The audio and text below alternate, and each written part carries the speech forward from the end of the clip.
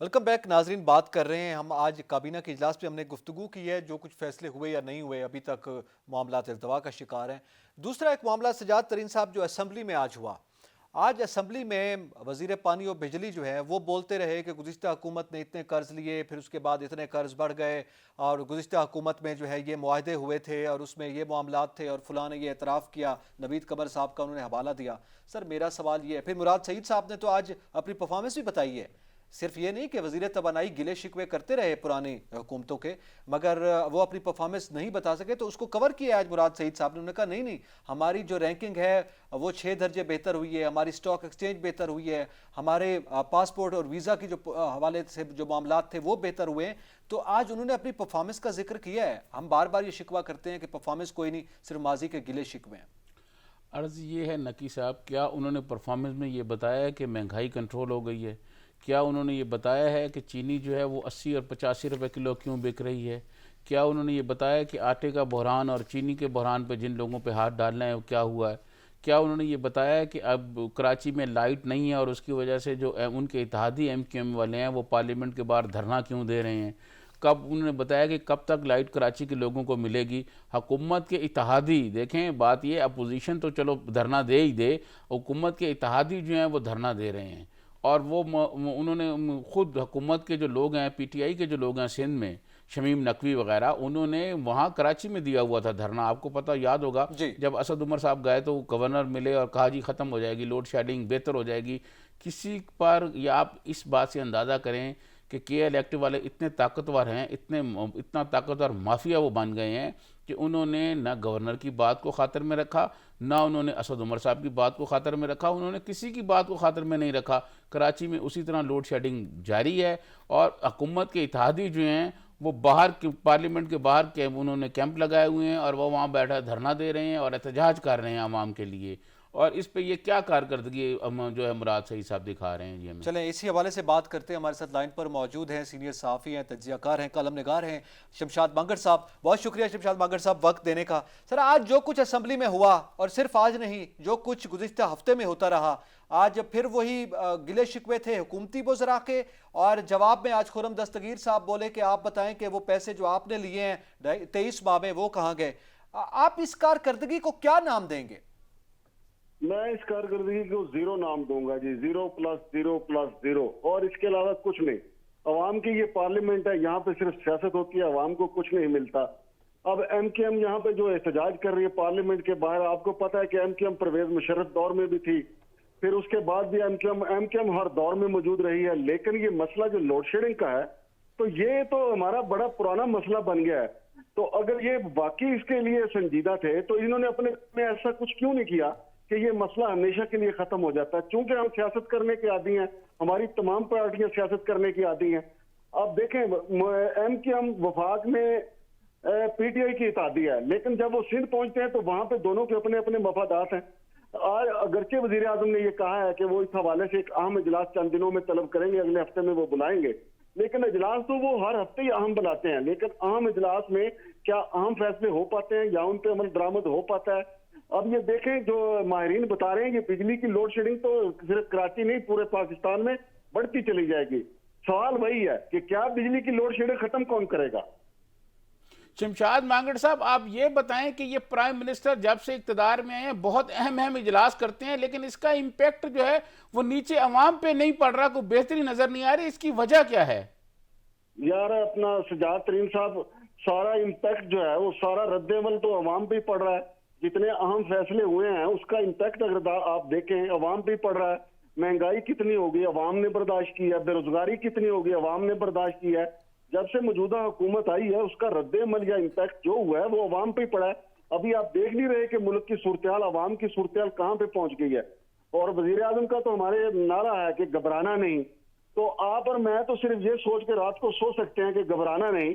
बाकी इम्पैक्ट जो हमारे अहम फैसलों का, जो रात की तारीकी में या दिन की रोशनी में जो भी फैसले हो रहे हैं, उसका बराह रास्त जो है वो इम्पैक्ट अवाम पे पड़ रहा है। अगर आप इस बात से इत्तेफाक नहीं करते तो आपकी मर्जी है। नहीं शमशाद मांगड़ साहब, मैं ये कह रहा हूं कि इम्पैक्ट कोई पॉजिटिव तरीके से नहीं पड़ रहा। महंगाई से कुछ जान नहीं छूट रही। प्राइम मिनिस्टर कहते हैं कि हम बेहतरी ला रहे हैं, माफिया के खिलाफ कार्रवाई करेंगे, और माफिया को ज्यादा फायदा हो रहा है, अवाम के लिए कोई बेहतरी नहीं हो रही। देखिए, जब हमारा ये अलमिया रहा है, जब हमारे मुल्क में ज्यादा ये ढंढोरा पीटा जाए कि मुल्क में जमहूरियत है, समझे उस वक्त जमहूरियत नहीं होती। और जब ये ढंढोरा पीटा जाए कि अवाम के लिए बहुत कुछ किया जा रहा है या अवाम के वसीतर मफाद में और कौम के वसीतर मफाद में इक़दाम किए जा रहे हैं, समझो अवाम के लिए कुछ नहीं किया जा रहा, सब कुछ अशराफिया के लिए और बड़ी क्लास के लिए किया जा रहा है। तो ये जितने इजलास होते हैं, तो मैं पूरे यकीन के साथ कह सकता हूँ अवाम के लिए इसमें कुछ भी नहीं होता सवाए लॉलीपॉप के। शमशाद मांगड़ साहब, फिर आप क्या देख रहे हैं? देखें, परफॉर्मेंस तो दिखा रही है हुकूमत, बार बार वज़ीर आज़म मुख्तलिफ इजलासों में अपने वज़रा पर बरहम भी होते हैं और उसके बाद कई वज़रा को आगे पीछे भी करते हैं, कभी ये वजारत दे रहे हैं, कभी वो दे रहे हैं और किसी से रिजाइन लिया जा रहा है। अब भी ये खबरें सामने आ रही हैं कि कुछ वज़रा के कलमदान तब्दील होने वाले हैं। देखें, वज़ीर आज़म अपने तय तो बहुत कोशिश कर रहे हैं, लेकिन नीचे आवे का आवाज बिगड़ा हुआ है। जब उन्होंने एक बात पे समझौता किया, इलेक्टेबल वाली बात पे जब उन्होंने समझौता किया, काबिल इंतखाब लोगों को जब उन्होंने लिया, तो मेरा ख्याल है 90% जो है वो करप्शन को साथ ले आए। अभी आप अगर आप देखें वजीर आजम के इर्द गिर्द जो लोग हैं जिसके ऊपर अपोजिशन डंडोरा पीटती है, वजीर आजम कितने बजाते खुद कितने ही पाक साफ क्यों ना हो, कितने ही उनकी नीयत ठीक ना हो, लेकिन नीचे तो अंधेर नगरी है। अभी यूसुफ रजाक साहब जो है, इनके जो रजाक दाऊद साहब जो हैं, उनकी एक से बढ़कर एक वारदातें सामने है। जफर जो मिर्जा साहब हैं, कोरोना को उन्हें रोकना चाहिए था, वो कोरोना को क्या रोकते, उन्होंने वो तो खुद मास्क सप्लाई करते हुए पकड़े गए। अब देखें इमरान खान साहब किस को पकड़े, अब उन्होंने अजमल वजीर को अब देख लें, उनके सामने है, वो तो बल्कि था ही टाइगर, लेकिन उसने भी कमीशन लेने की उसकी वीडियो जो है वो ऑडियो जो है पकड़ी गई। तो इसमें इमरान खान साहब जो है वो उनकी नीयत कितनी भी ठीक हो, जब तक नीचे का अमला ठीक नहीं होगा, वज़रा ठीक नहीं होंगे, सेक्रेटरी ठीक नहीं होंगे। अभी आप देखें कि इस्लामाबाद में जो हमारी ब्यूरोक्रेसी है उसके अपने झगड़े हैं, कोई फवाद हसन फवाद के लिए काम कर रहा है, तो कोई आजम खान के लिए काम कर रहा है, कोई सेक्रेटरी एस्टेब्लिशमेंट के लिए काम कर रहा है और तो कोई सेक्रेटरी प्रिंसिपल के लिए काम कर रहा है। तो इससे अवाम का कोई फायदा होने वाला नहीं है, सब अपनी अपनी जंग लड़ रहे हैं। शमशाद मांगड़ साहब, राजा रियाज जो हुकूमती MNA है फैसलाबाद से, उन्होंने कहा है जी करप्शन का रेट जो है वो बढ़ गया है। पहले जो काम जो है वो 10 रुपए में होता था 10,000 में, अब वो 30,000 में हो रहा है। उन्होंने कौमी असम्बली में ये बात कही, आप इससे इत्तेफाक करते हैं? मैं इससे इत्तेफाक करता हूँ, लेकिन राजा रियाज का जो रोना है वो पंजाबी में कहते हैं कि रोंदी यारा नू लै लै ना भरावां दा। राजा रियाज का मसला जहांगीर तरीन है। जहांगीर तरीन के खिलाफ जिस दिन वो रिपोर्ट लीक हुई थी, तो राजा रियाज उसी दिन मैदान में आ गए थे। राजा रियाज को यह भी पता है कि पीपल्स पार्टी के दौर में क्या हुआ। राजा रियाज अब भी बात सच कर रहे हैं, लेकिन पीपल्स पार्टी दौर में उन्होंने उस वक्त तक सच नहीं बोला था, जब तक उन्होंने तय नहीं कर लिया था कि वो अपनी पार्टी छोड़ के तो PTI में जा रहे हैं। लिहाजा राजा रियाज अपनी जगह, लेकिन ये एक दुरुस्त बात है कि यहाँ ना सिर्फ करप्शन बढ़ी है, महंगाई बढ़ी है, बेरोजगारी बढ़ी है। ये बात अपनी जगह पे दुरुस्त है। तो आप कहते हैं कि नीचे वज़रा की टीम सही नहीं है, वज़ीर आज़म बेचारे क्या करें? वज़ीर आज़म को तो अपना ये फलसफा है कि तब्दीली ऊपर से नीचे आती है। नहीं, वो देखें, वो जो वजीर आजम का पहले विजन था, आज से 10 साल पहले 2011 में उनका विजन तब्दील हुआ। 2010 तक वो चाह रहे थे कि वो अपनी एक टाइगर्स की टीम लाएंगे जो इलेक्शन भी जीतेगी, लेकिन 2011 में वो बुरी तरह नाकाम हुए। फिर 2011 में उन्होंने सजदा साफ किया और फिर इलेक्टेबल को लेके आए। जब इलेक्टेबल को लेके आए तो फिर करप्शन की एक जो है वो एक लहर उनके साथ चल पड़ी, एक हवा उनके साथ चल पड़ी। और जब उनकी वफाक में हुकूमत बनी, पंजाब में बनी और खैबर पख्तूनख्वा में और बलोचिस्तान में भी तकरीबन उन्हीं की हुकूमत है, तो करप्शन की तो एक से बढ़कर एक कहानी सामने आ रही है। लिहाजा मैं नहीं समझता कि अकेला वजीर आजम जो है वो सिर्फ जानतदार हो या वो चाह रहा हो कि करप्शन खत्म हो जाए और नीचे सारे के सारे वो चाह रहे हो कि करप्शन हो, तो ऐसे करप्शन कभी खत्म नहीं होगी। सही, बहुत शुक्रिया शमशाद मांगड़ साहब, आपने कीमती वक्त और हमसे गुफ्तगू की। सजाद तरीन साहब, शमशाद मांगड़ साहब ने बड़ी खरी खरी बातें की हैं और एक बात, एक तो ये फैसले जो मामलात सामने आ रहे हैं कि इलेक्ट्रिक का मामला, इस जैसे सारे मामलात हैं, PIA ले लें, स्टील मिल ले लें, के इलेक्ट्रिक ले लें, सब मामलात में इस वक्त परफॉर्मेंस ज़ीरो नज़र आ रही है। ये तो सब मेरे ख्याल में इससे इत्तेफाक करते हैं और यही वजह है कि PTI के वज़रा खुद भी उसको डिफेंड नहीं कर पा रहे। लेकिन एक बात जो इन्होंने की कि क्या करते हैं, इलेक्टेबल जो उनके साथ आए हैं वो सबके साथ रहते हैं, वही करप्ट हैं, अब ज़ाहिर हुकूमत भी चलानी है, वज़ीर आज़म बेचारे क्या करें? देखिए, मैं आपको अर्ज़ करूं, बात यह है कि प्राइम मिनिस्टर इमरान खान ने इक़्तिदार में आने से पहले अब भी कभी कभी वो जुमला इस्तेमाल करते हैं। वो कहते हैं कि 22 साल की मेरी स्ट्रगल थी और 22 साल की स्ट्रगल के बाद जो है मैं इक़्तिदार में आया हूँ। अब सवाल ये है कि 22 साल की स्ट्रगल में ये जो लोग जिनका शमशाद मांगड़ साहब ने भी जिक्र किया, रज़ाक दाऊद वगैरह, ये कहाँ थे?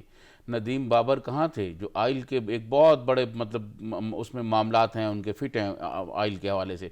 इसी तरह ज़फ़र मिर्ज़ा साहब ये कहाँ थे 22 साल में? फिरदौस आशिक अमान कहाँ थी 22 साल में? इसी तरह अजमल वज़ीर साहब कहाँ थे? और इन पर जो जिस किस्म के इल्ज़ामात लगाए जा रहे हैं और जिस किस्म का इल्ज़ामात लगा के इनको निकाला जा रहा है, तो इससे तो मतलब ये हुआ कि प्राइम मिनिस्टर इमरान खान के पास कोई टीम नहीं थी, इनके पास कोई कैपेसिटी नहीं है। एक आदमी था असद उमर, जिनका कहा जा रहा था कि ये आएंगे और हम बेहतर कर देंगे सूरत हाल। देखें, प्राइम मिनिस्टर इमरान खान ने इक़्तिदार में आने से पहले ये कहा कि IMF में जाने से पहले जो है अच्छा है कि आदमी ख़ुदकशी कर ले। फिर IMF के पास चले गए और जाने में ताख़ीर की। देखें, अगर आपने रवायती सियासत ही करनी थी और उसी तरह ही करना था जैसे साबका हुकूमतें करती रही हैं, तो फिर IMF के पास जाने के लिए हमें देर नहीं करनी चाहिए थी। जब देर की हमने, वो दरमियान में गैप बढ़ा, हमारी मुआशी सूरत हाल और कमज़ोर हुई, फिर IMF ने अपने शराइत पर और पहले से बहुत सख्त शराइत पर हमें अपने मुआदे किए और कर्जे दिए। मैं ये समझता हूँ कि इनको किसी चीज़ की समझ ही नहीं आ रही कि ये क्या करें, और किसी चीज़ का कोई इम्पैक्ट नीचे नहीं पड़ रहा। अवाम बहुत मुश्किलात का शिकार हैं, अवाम को बिजली नहीं मिल रही। पंजाब के जो दही एरिए हैं उनमें बहुत ज़्यादा लोड शेडिंग होना शुरू हो गई है। महंगाई आप देख लें, आटे की सूरत हाल देख लें। हमारा ज़राई मुल्क है और बदकिस्मी देखें, नकी साहब के एक तरफ गंदम उतर रही थी, मार्केट में आ रही थी, और दूसरी तरफ आटा महंगा हो रहा था। इसका ज़िम्मेदार कौन है? चीनी की आप सूरत हाल देख लें, वो रिपोर्ट आ गई जी, सारे मिनिस्टर ये कहते हैं रिपोर्ट आ गई जी, रिपोर्ट आ गई है, हमने चीनी माफिया को हाथ डाल लिया है। किसी गवर्नमेंट ने नहीं डाला। वो क्या हुआ? उस पर कोई एक्शन हुआ? कोर्ट में स्टे पे था, आज कोर्ट ने, ठीक है। सुप्रीम कोर्ट ने आज उसकी इजाजत दे दी है। वैसे हुकूमत को उस पर हम बात आप करते हैं। जी, तो मैं ये समझता हूँ ये जो चीज़ें इन्होंने की है ना, इस पर किसी तरह भी कोई ऐसी नहीं हो पा रही सूरत हाल, कोई ऐसे फैसले नहीं हो पा रहे, ऐसे डिसीजन नहीं हो पा रहे जिससे अवाम को फौरी रिलीफ मिले। आज कैबिनेट मीटिंग थी, अब KEC का क्यों मामला आज फाइनल नहीं किया गया अवाम, ताकि अवाम की जो लोड शेडिंग से जो जान है वो छुड़ाई जा सके। उसको फिर आगे दे दिया गया, टाइम दे दिया गया कि जी अगले दो रोज़ में होगा इजलास, या 3 रोज़ में इजलास होगा। फिर वो इजलास होगा, उस पर फैसले होंगे, और आप देखिएगा महीना लग जाएगा। फिर इसमें मेरे ख्याल में अगस्त का महीना गुजर जाएगा तो सितंबर में वैसे ही मौसम बदल जाएगा। फिर हो सकता है कि अल्लाह ताला को बारिशें और इस तरह मौसम तब्दील कर दे और कोई गर्मी से लोगों की जान छूट जाए। लेकिन इस हुकूमत की जानिब से तो मुझे कोई ऐसी पॉलिसी नज़र नहीं आ रही। देखें, आज के काबीना की अभी आप जिक्र कर रहे थे, ECC ने कहा कि गैस की कीमतों में इजाफा कर दिया जाए, 73 अरब रुपए का बोझ जो है वो सार्फिन पर डाल दिया जाए, कमर्शियल और घरेलू सार्फिन पर। उस पर आज कुछ वज़रा ने भी मुखालफत की है, जिसका जिक्र हमने शुरू में किया है, और हुकूमत ने उस पर फैसला नहीं किया। वो ज़ाहिर रेट और टैरिफ जो है वो बरकरार रखा है ताकि आम आदमी पे उसका बोझ ना आए। और फिर आज उमर अयूब साहब भी यही कहते रहे कि कोरोना की वजह से ये सूरत हाल पैदा हुई। तीसरी बात, जैसे अभी ये सवाल जैसे मैंने आपके सामने रखा, आपने कहा कि वो इलेक्टेबल्स की मजबूरी, मांगड़ साहब भी ये कह रहे थे। तो ज़रा इलेक्टेबल्स तो वो है ना जो इलेक्ट होकर आ रहे हैं अपने अपने हलकों से और उनको आप वजारतें दे रहे हैं। ये जो आपने मुशीर रखे हैं ये तो इलेक्टेबल्स नहीं है ना, ये तो आप बाई चॉइस रख रहे हैं। हफीज शेख साहब हों, रज़ाक दाऊद साहब हों, रज़ा बाकिर साहब हों, इस जैसी कई ऐसे नाम हैं, पूरी लिस्ट मौजूद है। तो ये तो इलेक्टेबल्स तो नहीं है, वो वाली मजबूरी तो नहीं है कि चूंकि ये इलेक्ट होकर आ रहे हैं तो मजबूरी है इनको रखना है। ये तो आप बाई चॉइस रख रहे थे। तो ये लोग भी वही हैं जो पहले वहां पे रहे हैं, तो चॉइस भी तो ठीक नहीं है ना ऊपर से। देखिए, मैं आपको अर्ज़ करूँ, जितने मुंतखब लोग हैं ना, अगर उनको रखा जाए, उनको अहमियत दी जाए, तो मैं समझता हूँ वो परफॉर्मेंस बेहतर दिखा सकते हैं। क्योंकि जो लोग अवाम से वोट लेके आते हैं वो अवाम को जवाबदेह होते हैं, वो अपने हलकों में जाते हैं और वो देखते हैं कि अवाम की सूरत हाल क्या है। हल्के से लोग उनको फीडबैक देते हैं कि जनाब महंगाई की वजह से लोग परेशान हैं। वो लोग, इस हुकूमत ने आके जो मुंतखब लोग थे असम्बली में, उन सब को नज़रअंदाज कर दिया है और उनकी जगह गैर मुंतखब लोग जो हैं, पता नहीं कौन किसका सफारशी है, कौन किस इदारे से आ रहा है, कौन कौन से गेट नंबर से आ रहा है, जो मुख्तलिफ लोग मुख्तलिफ जगहों से आ रहे हैं और यहाँ उनको अहमियत दी गई है। जैसे ज़फ़र मिर्ज़ा साहब के बारे में देखें कितने इल्ज़ामात हैं। किसी वक्त आप हेल्थ पे एक प्रोग्राम रखें तो मैं आपको बताऊंगा कि इस्लामाबाद के दो हॉस्पिटल्स हैं, बड़े हॉस्पिटल, पिम्स और पोली क्लिनिक, उसमें एक लूट मार का बाज़ार गर्म है और कौन कौन आदमी क्या क्या लूट मार कर रहा है और किस तरह वहाँ जो है जो कंपनियों से माल लिया जा रहा है, दवाइयाँ ली जा रही हैं। और कोरोना के दरमियान जो वहाँ लूट मार की गई है वो कितनी की गई है, आखिर वो किसके उस पर हो रही है, कौन वो कर रहा है, कौन उनकी सरपरस्ती कर रहा है, नैब को क्यों नहीं ये चीज़ें नज़र आ रही। तो ये मैं समझता हूँ कि ये जो मुशीर हैं सारे, ये कहीं जवाबदेह नहीं है, ये किसी को जवाबदेह नहीं है, ये अपने अपना काम कर रहे हैं और अपने अपना सिलसिला निज़ाम चलाते जा रहे हैं।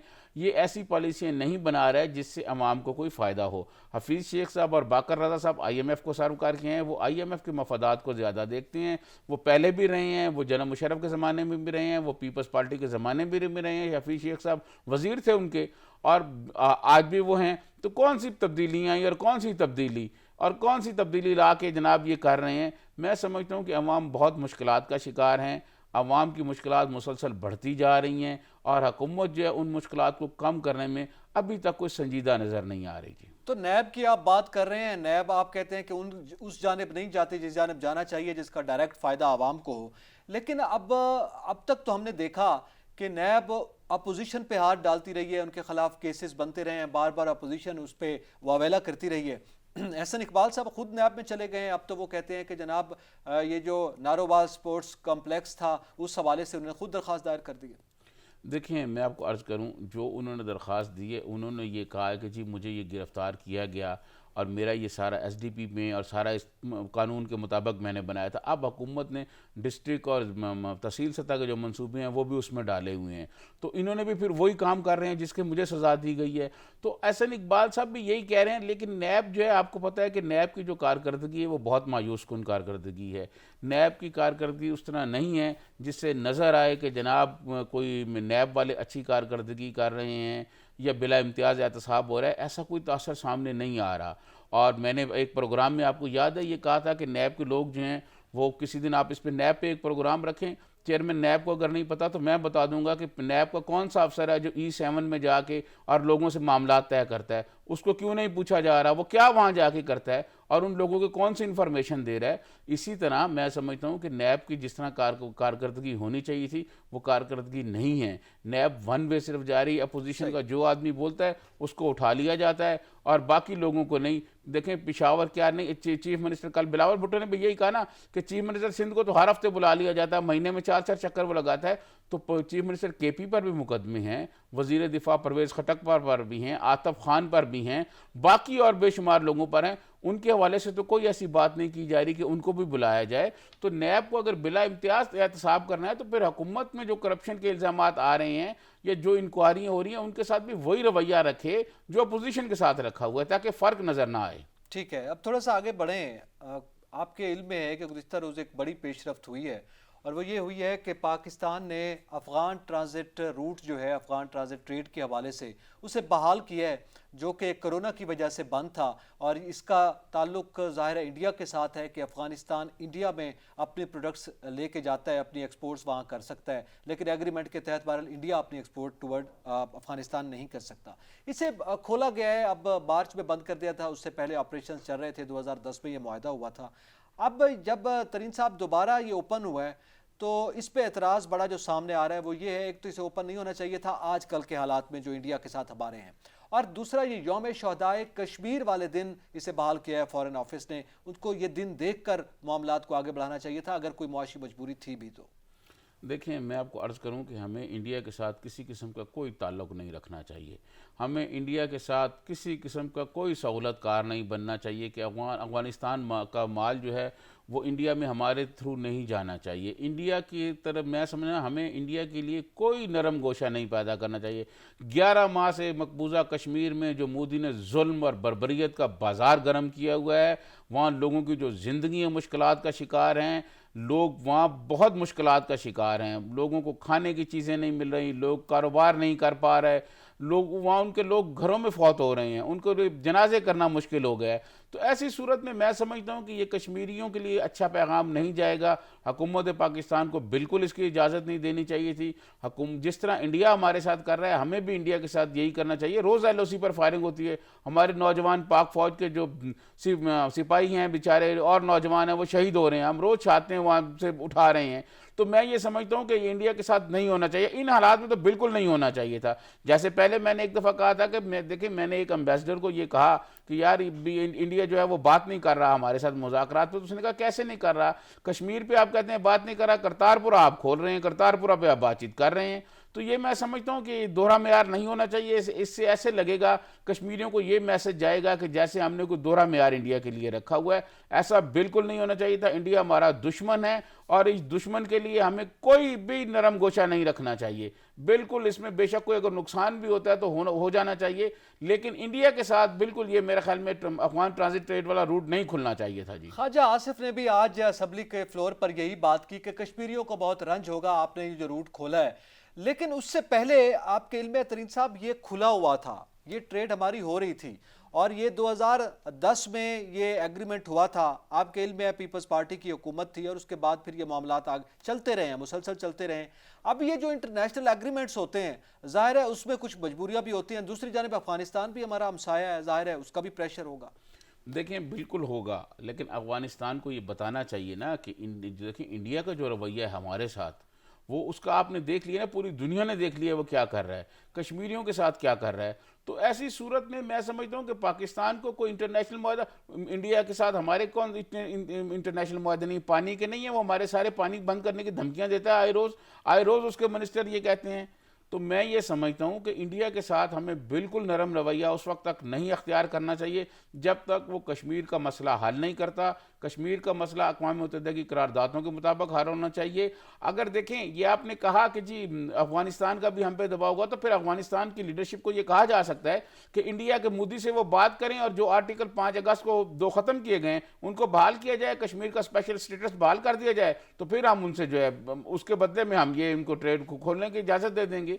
तो मैं समझता हूँ ये बिल्कुल ऐसा नहीं करना चाहिए जी। और बिलखसूस चलें आपने कर भी दिया, या आपकी जो भी मजबूरियां थी, ये जो दिन सिलेक्ट किया गया है वो उससे ज्यादा जो है नमक पाशी की गई है कश्मीरियों के हवाले से कि यौम शहदाए कश्मीर था और उसी दिन आप ये फैसला कर रहे हैं। आप बिल्कुल ठीक कह रहे हैं। मैं समझता हूँ कि ये उस दिन उनकी तकलीफ़ में, देखें वो ऐसा दिन है कि श्रीनगर की जो सेंट्रल जेल है उसके बाहर लोगों ने, एक नौजवान ने अजान देनी शुरू की, लोग प्रोटेस्ट कर रहे थे और उस आदमी को गोली मार दी डोगरा फौज ने, और वो अजान मुकम्मल करते हुए 22 लोगों ने शहादतें दी। उस दिन हम ये अगर काम करेंगे तो क्या कश्मीरी जो हैं हमसे मायूस नहीं होंगे? क्या कश्मीरी जो हैं वो उनका दिल नहीं दुखेगा? देखें मैं समझता हूँ कि ऐसा नहीं होना चाहिए था। ये अभी 2, 4, 6 महीने इसको आगे देखना चाहिए था कि जी हम अगर इंटरनेशनल कोई दबाव था या इंटरनेशनल कोई सूरत हाल ऐसी थी तो उन्हें बताना चाहिए ना। देखें मैं आपको अर्ज़ करूँ, नकी साहब आपको याद होगा कि प्राइम मिनिस्टर इमरान खान ने वहीं एक अक़वाम मुत्तहिदा में खिताब करते हुए ख़ुद एक तजवीज़ दी थी कि मुसलमानों को एक अलहदा फ़ोरम बनाना चाहिए, ठीक है जी। उसमें जब ईरान और तुर्की और इंडोनेशिया इन्होंने मिलकर एक कोशिश की, एक कॉन्फ्रेंस बुलाई, एक चैनल की भी बात हुई, एक चैनल की भी बात हुई, तो जब वो कॉन्फ्रेंस बुलाई तो एक टेलीफोन आया, बाद में खबरें छपी, बल्कि सऊदी में जो तुर्क सदर थे उन्होंने ये कहा ना कि हम सऊदी अरब के कहने पे नहीं गए जी। सऊदी अरब ने कहा जी हम पाकिस्तान की लेबर वापस कर देंगे। बाबा हमारी सिर्फ वहाँ लेबर नहीं है, वो जो रॉयल ख़ानदान है, जो सऊदी ख़ानदान है, उनकी जो सिक्योरिटी पे पाकिस्तानी है, फिर हम उनको भी बुला लेते। तो मैं ये समझता हूँ कि इस तरह नहीं होना चाहिए कि कोई हम देख इंटरनेशनल प्रेशर है जी तो हमने ट्रेड खोल दी है, या इंटरनेशनल प्रेशर है तो फिर प्राइम मिनिस्टर को वहाँ तजवीज़ नहीं देनी चाहिए थी कि मुसलमान एक अलहदा फोरम अपना बनाएं। OIC काम नहीं कर रही। तो ये जो सारी चीज़ें हैं ये ऐसी, देखें बात ये कुछ फैसले ऐसे होते हैं कि जो करने पड़ते हैं और उन पर डट जाना पड़ता है। सफारतकारी से रिलेटेड होता है। हमारे साथ मौजूद हैं सीनियर सहाफ़ी हैं सनाउल्लाह साहब। बहुत शुक्रिया सनाउल्लाह साहब वक्त देने का।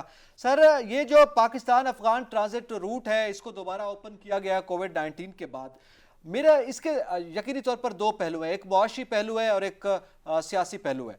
मेरा सवाल ये है, बल्कि सफारती पहलू कहा जाए तो ज़्यादा बेहतर होगा, कि आप क्या समझते हैं कि ये जो रूट खोला गया इन हालात में जो इंडिया हमारे साथ इस वक्त कर रहा है, क्या हम अफगानिस्तान को एतमाद में नहीं ले सकते थे? क्या हम इस तरीके से इसको मजीद प्रोलॉन्ग करके अपना एक एहतजाज रिकॉर्ड नहीं करवा सकते थे? सनाउल्लाह साहब, सनाउल्लाह साहब से मेरे ख्याल में अभी राब्ता जो है वो मुनक़ता हुआ है या मेरी आवाज़ उन तक नहीं जा पा रही, लेकिन यकीनी तौर पर इसके जो मुख्तलिफ पहलू हैं उस पर हम बात करेंगे कि ये एक जानिब तो इसका मुआशी पहलू है। अच्छा, सफारती सतह पे तरीन साहब आप क्या कोई ऐसी मिसालें मौजूद हैं कि इस तरह के मुआहदों को रोका जाए? बल्कि हमारा राब्ता बहाल हो गया, पहले उनसे सवाल कर लेते हैं। सनाउल्लाह साहब, मेरा सवाल ये है कि ये अफगान ट्रांजिट रूट है, इसका एक मुआशी पहलू है, उस पर हम बात करते हैं आपसे, लेकिन सफारती सतह पर जो मौजूदा हालात हैं, क्या इसका खुलना हमने अपने लिए तनकीद का दरवाज़ा नहीं खोल दिया बिलखसूस वज़ारत ख़ारिजा ने? देखें ना कि बात यह है कि इंडिया अफगानिस्तान जो है वो एक लैंड लॉक्ड कंट्री है और पाकिस्तान WTO का मेंबर भी है, बाकी ममालिक भी हैं। तो ये WTO के और UN के भी जो कन्वेंशन है वो मौजूद हैं कि जो भी लैंड लॉक्ड कंट्री होंगे उनके पड़ोसी ममालिक को ट्रांजिट की सहूलत देना पड़ेगी। लेकिन पाकिस्तान और इंडिया के जो तनाज़ात हैं और जो कश्मीर के हवाले से इंडिया ने नई कानून साजी की है, उसके बाद पाकिस्तान जस्टिफाई करता है कि इस किस्म की ट्रेड को बंद रखे। लेकिन साथ साथ ये भी है कि अफगानिस्तान में अगर खुशहाली आती है, अफगान लोगों के माली हालात बेहतर होते हैं, उनकी एक्सपोर्ट बढ़ती है, तो अल्टीमेटली इसके नतायज पाकिस्तान पर भी अच्छे आएंगे। पाकिस्तान अफगानी जो है 50 लाख के करीब अफगान महाजरीन पाकिस्तान में मौजूद हैं और वैसे भी एक बड़ा ताल्लुक है पाकिस्तान और अफगानिस्तान के लोगों के दरमियान। बेशक हुकूमतों के दरमियान तनाव मौजूद है और ये एक कंट्री की तरफ से रिक्वेस्ट थी और इसमें पाकिस्तान ने जो अपना पॉलिटिकल इंटरेस्ट था जो इंडिया के साथ था कि इंडिया की ट्रेड अलाउड उन्होंने नहीं की थ्रू पाकिस्तान। मेरे ख्याल में इस के जो है ना फैसले की जस्टिफिकेशन मौजूद है और इस किस्म के फैसले से जिससे इससे बराह रास्त जो फायदा है अफगानिस्तान को होगा, भारत को नहीं होगा। भारत अगर अभी भी जो चीजें अफगानिस्तान भेज रहा है, एक लंबा रूट इख्तियार करता है, वो उसके जरिए भेजता है, उसकी जो ट्रेड एक्सपोर्ट है अफगानिस्तान के लिए वो कंपेटेबल नहीं है। तो मेरे ख्याल में इसके जो माशी जो वो नुक्ता नजर से देखा जाए तो पाकिस्तान को कोई इतना ज्यादा बेनिफिट नहीं होगा, क्योंकि पाकिस्तान को सिर्फ एक ट्रांजिट फीस मिलती है, बल्कि इससे नुकसान होगा जो पाकिस्तान का रोड इंफ्रास्ट्रक्चर है उस पर प्रेशर आएगा और जो ट्रांजिट फीस है वो चंद करोड़ या चंद अरब रुपए होगी, वो किसी भी मुल्क के लिए इतनी मैटर नहीं करती। तो पाकिस्तान ने बेसिकली अफगानिस्तान के साथ जो एक बरादराना ताल्लुकात हैं, एक खैर सगाली के जज्बे के तहत इस बात की इजाजत दी और इसको मेरे ख्याल में अप्रिशिएट करना चाहिए। लेकिन जो इंडिया की ट्रेड रोकी है वो बिल्कुल सही फैसला है पाकिस्तान का। जब तक कश्मीरियों पर जुल्म और सितम बंद नहीं होता और कश्मीर का मसला UN की कन्वेंशन के मुताबिक हल नहीं होता और भारत अपना जो एक तरमीम करके जो कश्मीर के हवाले से उन्होंने की है उसको वापस नहीं लेता, तो पाकिस्तान का जो फैसला जो है भारत की ट्रेड बंद करने का वाया पाकिस्तान, वो सही है बिल्कुल। सनाउल्लाह साहब, क्या ये एग्रीमेंट में पहले से मौजूद नहीं है कि भारत यहां से वैसे पहले भी ट्रेड नहीं कर सकता, या अभी ये फैसला किया गया है? देखिए, ये कोई एग्रीमेंट नहीं है। पाकिस्तान और इंडिया के दरमियान जो ट्रेड है ये आपको पहले बायलेटरल ट्रेड खुली हुई थी और जब से कश्मीर के हवाले से जो कानून साजी इंडिया ने की है, उनकी पार्लियामेंट ने और सुप्रीम कोर्ट ने भी उसको जस्टिफाई किया है, तो उसके बाद ये सूरत हाल खराब हुई है। उससे पहले पाकिस्तान और इंडिया के दरमियान बायलेटरल ट्रेड जारी थी और वाया अफगानिस्तान की भी ट्रेड, बल्कि मैं आपको बताऊं वो जो अफगानिस्तान चीजें जाती थी वो भी जा रही थी। लेकिन इस फैसले के बाद इसको बंद किया गया और वो जस्टिफाई है, क्योंकि वो इंडिया ने ना सिर्फ जो इंडिया का अपना आइन है उसकी खिलाफ वर्जी की है, बल्कि जो आलमी कवानीन है और आलमी जो अक़वाम मुत्तहिदा की करारदादें हैं उनकी भी खिलाफ वर्जी की है। बिल्कुल सही, बहुत शुक्रिया सनाउल्लाह साहब, आपने अपना कीमती वक्त दिया और हमसे गुफ्तगू की। ज़ियातरीन साहब, ज़ाहिर है सनाउल्लाह साहब का एक पॉइंट ऑफ व्यू था और वही बात कि पाकिस्तान ने इंडिया की जो ट्रेड है टुवर्ड्स अफगानिस्तान वो ओपन नहीं की, यानी इसका फ़ायदा अफगानिस्तान को होगा और ज़ाहिर है उसके साथ हमारे जो मामलात हैं इस वक्त सियासी तौर पर उनका भी इंटरेस्ट है, हमारा भी इंटरेस्ट है, तो उस पॉइंट ऑफ व्यू से ये खोला गया है और जैसे वो कह रहे थे उनके पॉइंट ऑफ व्यू से ये जस्टिफाइड फैसला है। देखें, मैं आपको अर्ज़ करूं, वो उनका पॉइंट ऑफ व्यू हो सकता है, लेकिन जो सूरत हाल इस वक्त है और जिस तरह कश्मीरियों पे जबर जुल्म हो रहा है, मैं समझता हूँ कि हमें ये नहीं खोलनी चाहिए थी। ये बिल्कुल अफ़गानिस्तान जो है वो हमारे भाई हैं, अफ़गानी भी, हमने बहुत उनका साथ दिया और उनकी वजह से हमने हमारी तकलीफ़ें, हमारी दुख बहुत बड़े हैं। ठीक है, अगर उन्होंने दुख देखे हैं तो हमने भी दुख बहुत देखे हैं। हमें अगर चाहिए था कि अगर ये अफ़गानिस्तान की तरफ से कोई प्रेशर या दबाव था तो हम अफ़गानिस्तान को ये कहते, उनकी लीडरशिप को ये कहते कि वो इंडिया से बात करे और इंडिया को कहे कि वो जो दोनों आर्टिकल हैं कश्मीर वाले वो उसको विड्रा करे और उसके बाद ठीक है वहाँ से जाए।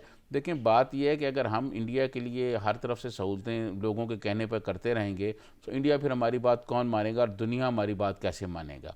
ये देखें, ये इब्तदा है, जब हम ये कर देंगे तो बाकी मामला भी फिर आप देखिएगा ऐसा आने वाले दिनों में होते जाएंगे और इसका नतीजा ये निकलेगा जो कश्मीर का मामला है वो पस मंज़र में चला जाएगा। पहले ही अपोजिशन ये इल्ज़ाम लगाती है हुकूमत पर कि उन्होंने कश्मीर के ऊपर वो स्टैंड नहीं लिया जो माजी में लिया जाता था। तो इससे मैं समझता हूँ कि ऐसे लगेगा कि जैसे हम कश्मीर को भूल रहे हैं या पस मंज़र में डाल रहे हैं। ये तासुर नहीं जाना चाहिए था।